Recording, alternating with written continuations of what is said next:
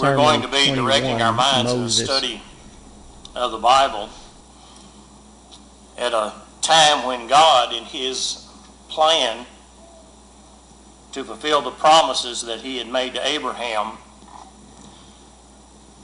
will now deliver on his second promise, begin to deliver, as he promised Abraham that he would multiply his children as the stars of the heavens and the sand on the seashore, and that he would give unto Abraham the land wherein Abraham sojourned. That is the land that we know is the land of Canaan. He also told Abraham that his children would go into a strange land and they would be there for 400 years and they would suffer. And indeed, that happened to the children of Israel. When Jacob went to Egypt, his son Joseph was already there. So Jacob took with him his 11 other sons and their families. They were Reuben, Simeon, Levi, Judah, Issachar, Zebulun, Benjamin, Dan, Naphtali, Gad, and Asher. And also his children, his grandchildren rather than his great-grandchildren. Total of 70 people went down into Egypt because of the famine that was in the land of Canaan. They were able to escape that, and Joseph, in his wisdom given by God and his direction, was not able only to save his own family, but to basically save the entire inhabited world as we know it at that particular time because of the wisdom that God had given to him. Tonight we'll be introduced to two other families I should say. The family of Moses, his parents Amram and Jochebed, and his sister Miriam and his brother Aaron, and also his in-laws. The Bible tells us that the name of his father-in-law was Jethro and that he was a priest of Midian. Interesting here that he is a priest because as we begin our study with the family of Jacob, God changed Jacob's name to Israel, that from now on throughout the Bible, till we get down to the time of the New Testament, you'll only basically be dealing with this family. You know, before this you dealt with all of God's people.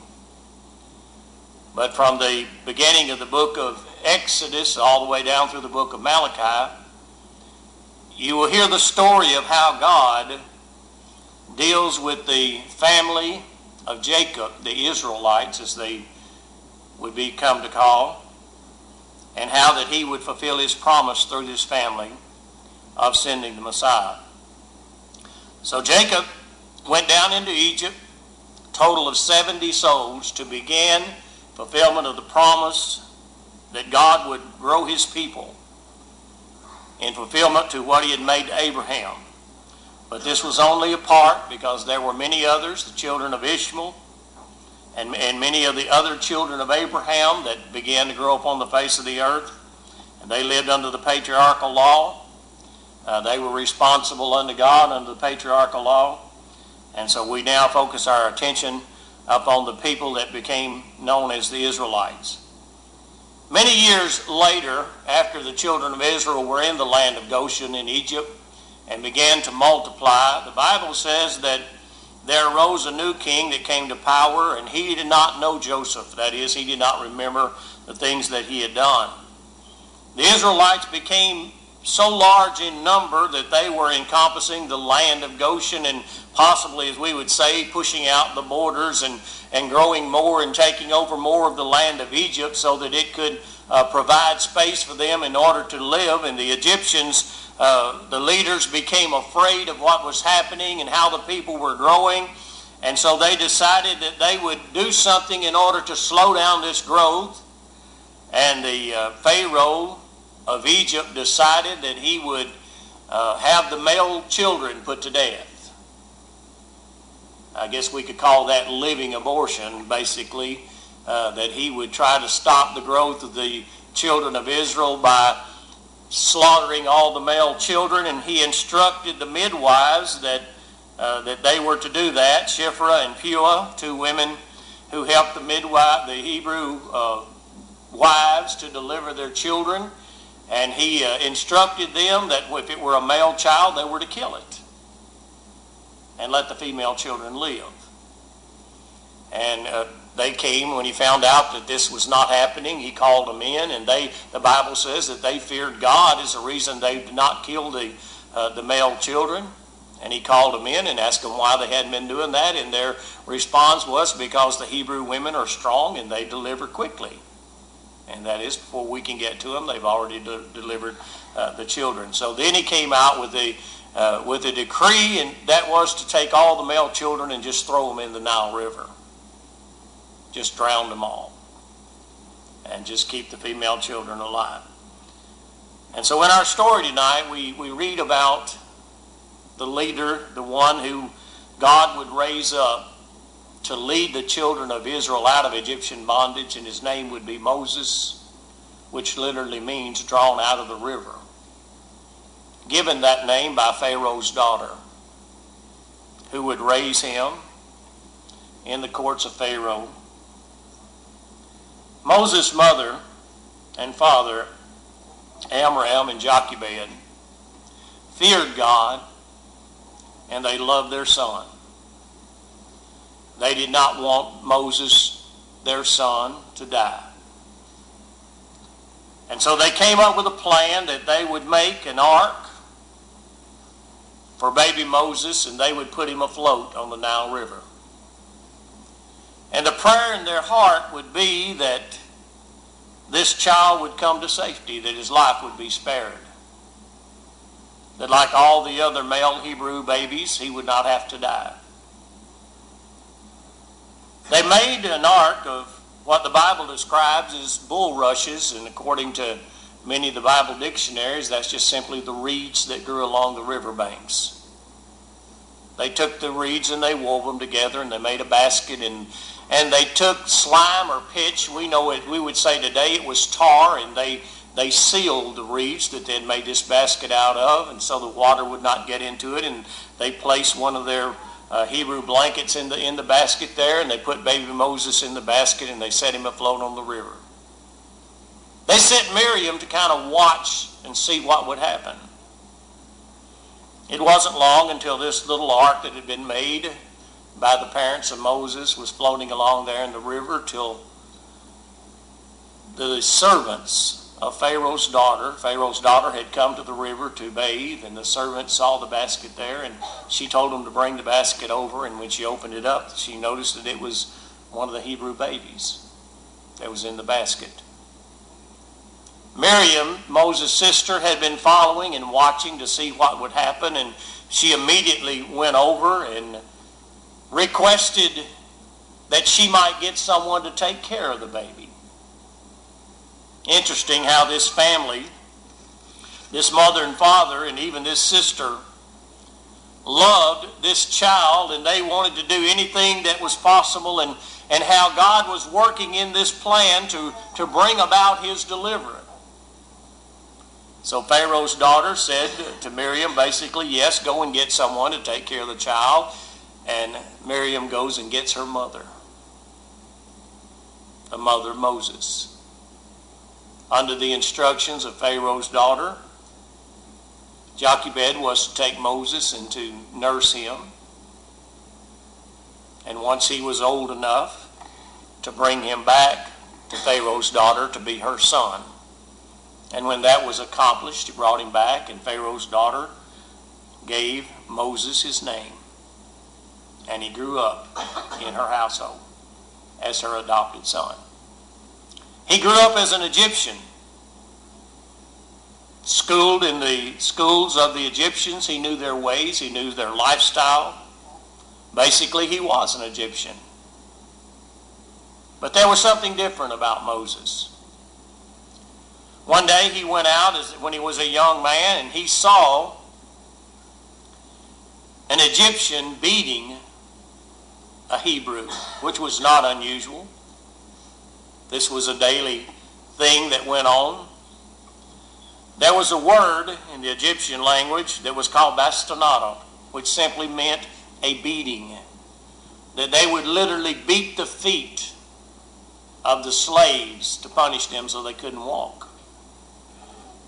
This is a way that they didn't want to kill their slaves, but they would just beat the bottom of their feet if they didn't do what they wanted them to do. So Moses saw this Egyptian beating this Hebrew, and he defended him, and he killed the Egyptian, and he buried him in the sand, and he thought the thing was quiet.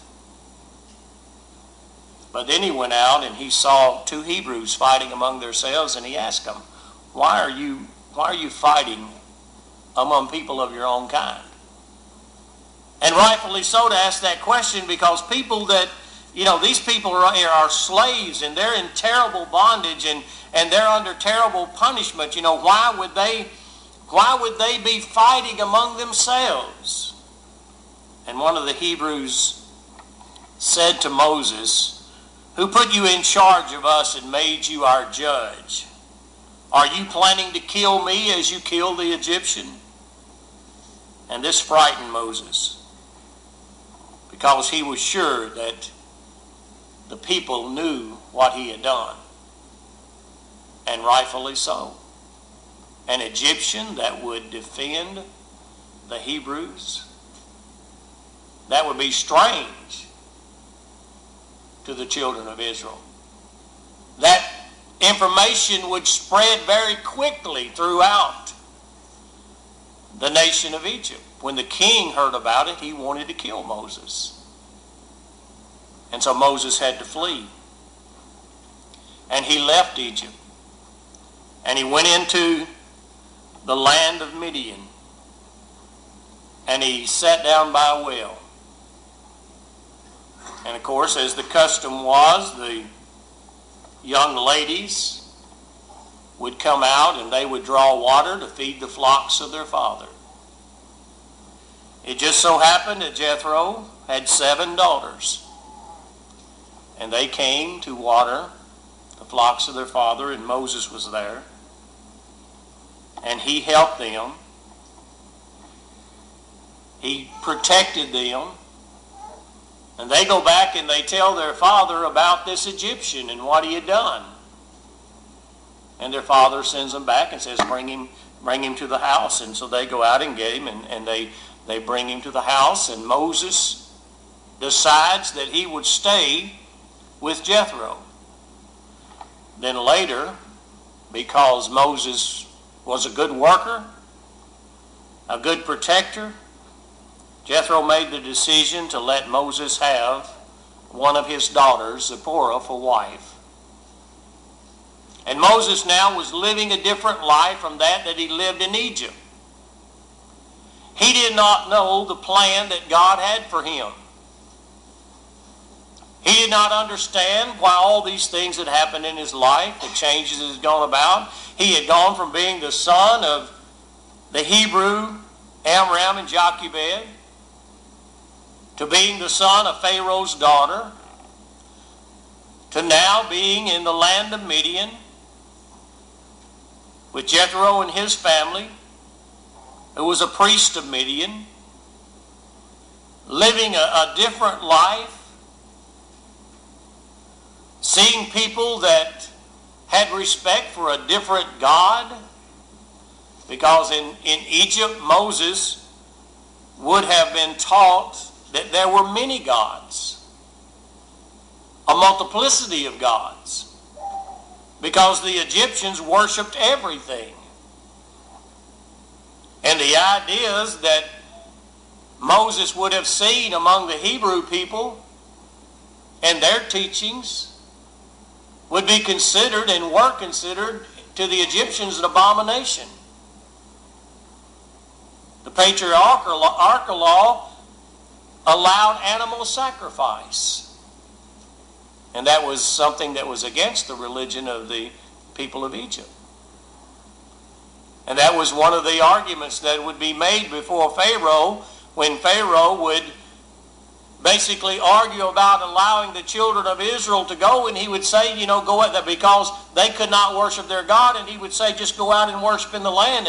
And they came back and said, Moses came back and said, we can't do that because it's an abomination. Let us go a 3 days journey into the wilderness and worship, and that way, we won't have that. As Pharaoh would not be willing to let them go. Moses was in Midian, and he was worshiping in a different way. He was out one day watching Jethro's flocks. And I'm sure he had heard on many occasions the stories that were told there in the land of Midian about this mountain that he would see as he was out there in the fields.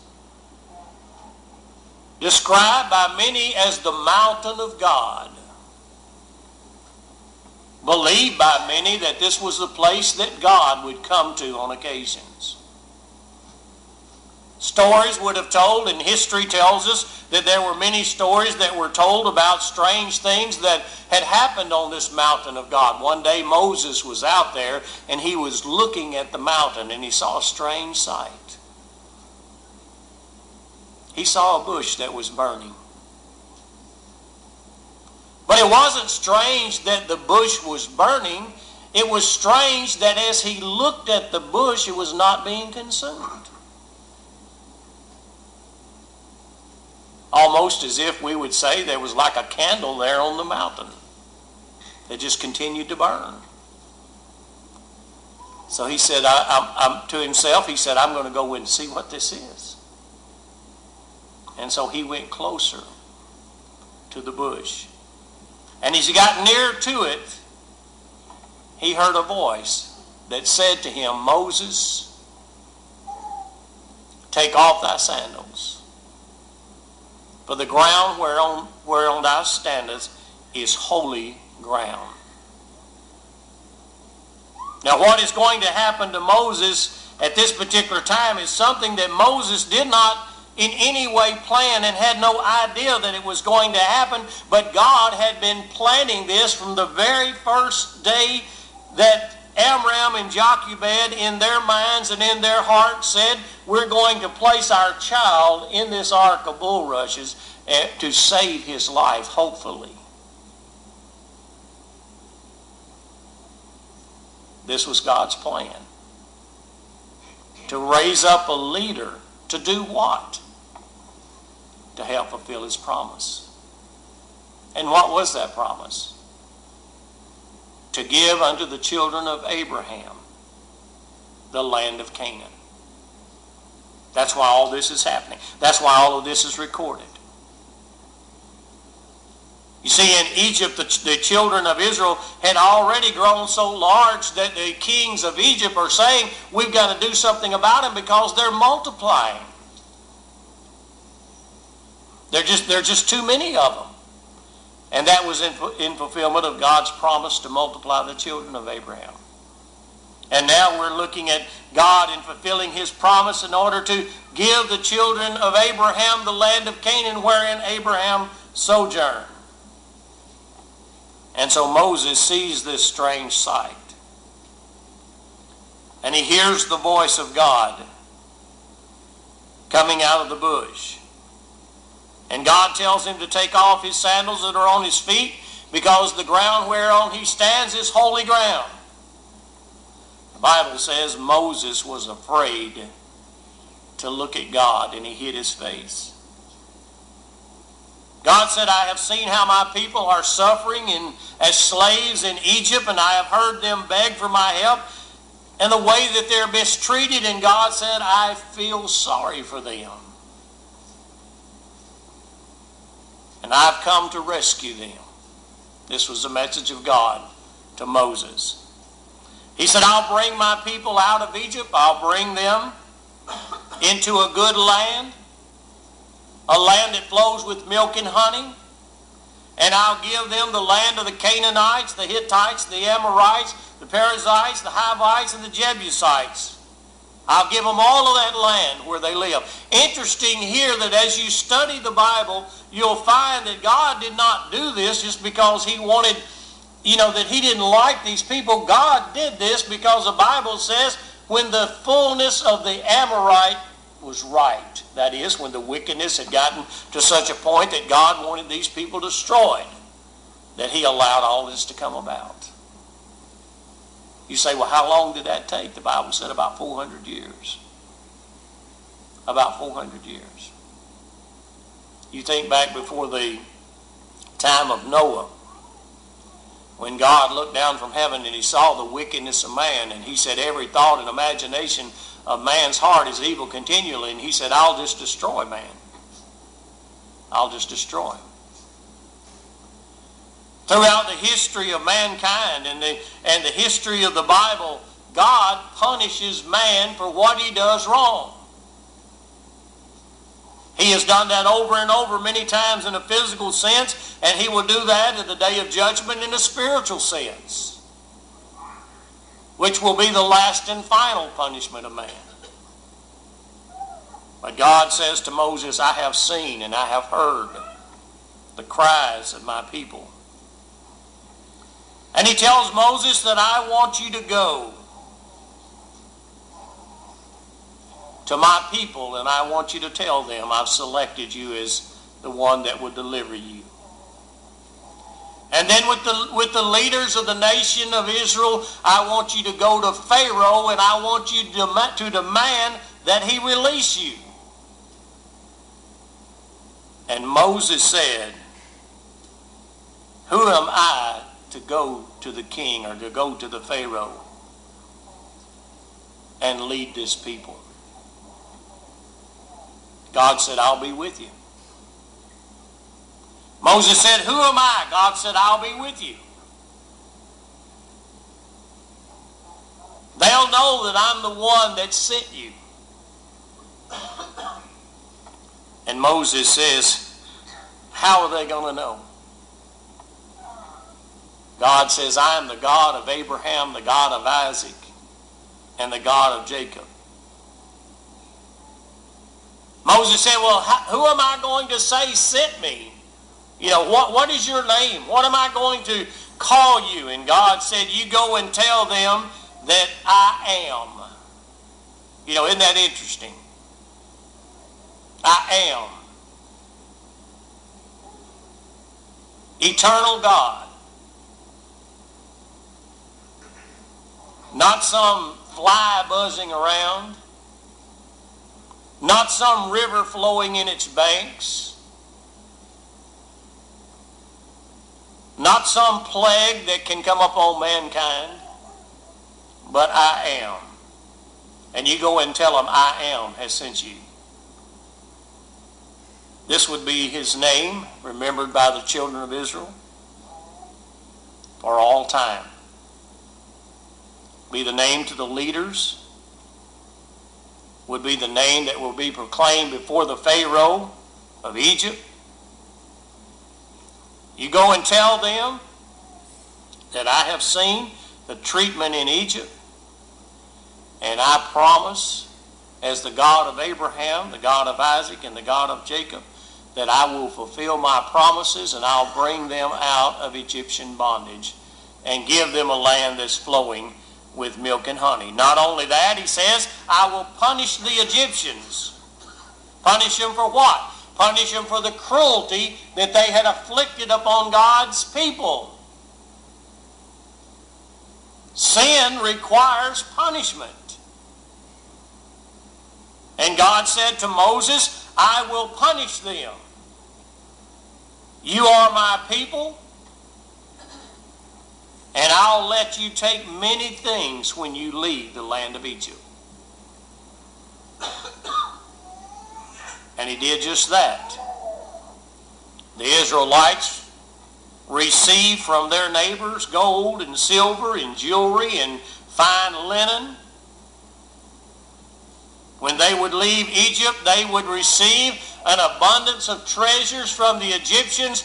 And this was only payment for what had been done to them, because they were there because of God's plan, and the Egyptians had made their lives miserable. God said, you will be paid and you will be freed. Punishment will be rendered and reward will be given. That makes a good sermon right there. That's what he said. That's what he said was going to happen. But Moses said, suppose they refuse to listen to me. They won't listen. God said, what's that in your hand? Moses said, a staff. He said, throw it down. Moses said, what? God said, throw it down. He threw it down. It turned into a snake. But then the frightening part came. God said, pick it up. You know. He didn't only say throw it down. He said, pick it up. And Moses picked it up and it turned back into a staff. Notice God told him, pick it up by the tail. You know, smart, huh? Pick it up by the tail. God said, do this and the Israelites will believe you. Then God said to Moses, take your hand and put it into your robe. And Moses did, and he pulled it out. And it was very white, leprous white. Then God said, put it back in. And Moses put his hand back in, he pulled it out, and it was just like regular flesh. Another sign. And then God said, if they won't believe those two, take your staff and touch the water. And it turned into blood. And he said, now go and tell my people I have sent you to deliver them. And then I like the next one Moses says. Moses says, well now, I'm just not a talker. Look at all the excuses Moses gives. Who am I to go? They won't believe me. What am I going to do to make them believe me? You know, Lord, you created me, and I'm sure you know this. I'm just not good at talking. I'm a quiet type of fellow. And God said to Moses, who makes people able to speak? Or who makes people that can't speak at all? Who makes people that are able to hear? Or who makes people that cannot hear?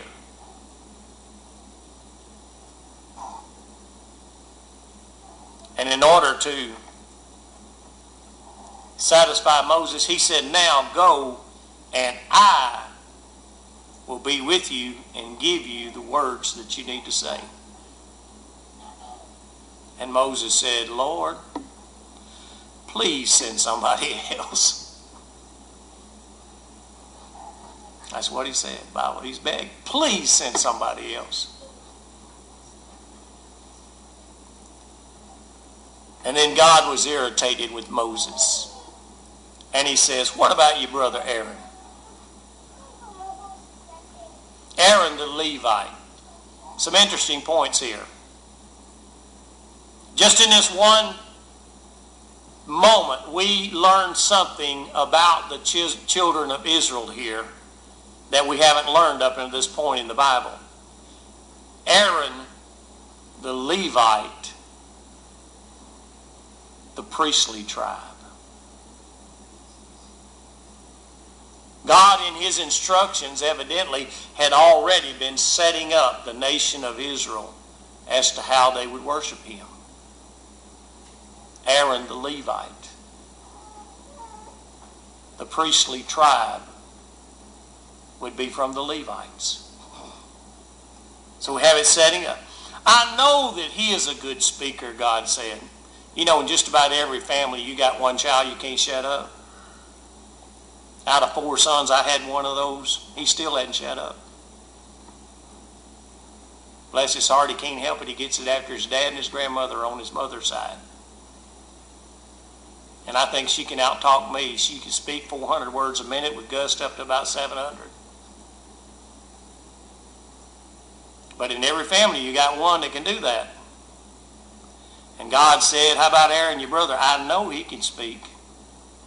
And not only that, notice how God's plan works. Moses is standing on Mount Sinai looking at the burning bush, talking to God. Guess what's happening in the background? Aaron's already on his way to find his brother. He's already on his way. It makes you wonder. The Bible doesn't fill in all the details. But Aaron knew that Moses was his brother. He He knew that this Egyptian, that the stories were going about around Egypt, how he had killed this Egyptian and buried him in the sand, protecting the Hebrews. Aaron knew that was my brother that did that.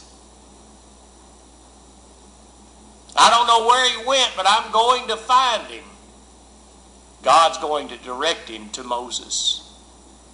And as Moses stands there looking at that burning bush and talking to God, in the background, what's playing out is Aaron is on the way to find his brother. And God says, what about Aaron, the Levite?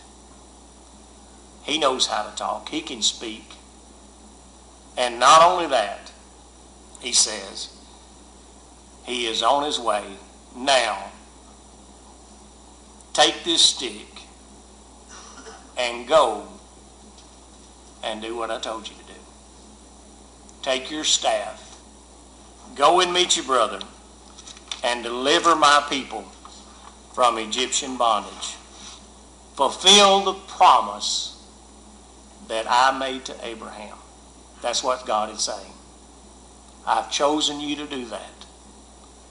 You go and do that. You know, the Bible says basically that God and one man make a majority. If God is on our side, who can be against us? If you've never obeyed the gospel, you don't have God on your side. By believing that Jesus Christ is the Son of God, repenting of your sins, confessing Christ before men, and being baptized, you can be on God's side and He'll be on your side. But you know, if you walk away from God, you don't have Him on your side anymore. God never leaves man. It's always man that leaves God. And God said to Moses, I'll be with you. God says to us even today, I'll be with you. If you're here tonight, need to respond to the invitation, won't you do so while we stand and while we sing?